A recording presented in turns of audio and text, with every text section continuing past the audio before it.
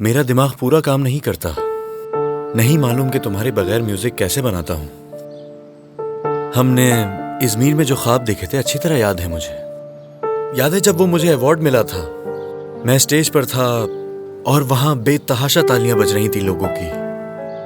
मुझे नहीं मालूम कि वो मुझे पसंद करते भी थे या नहीं।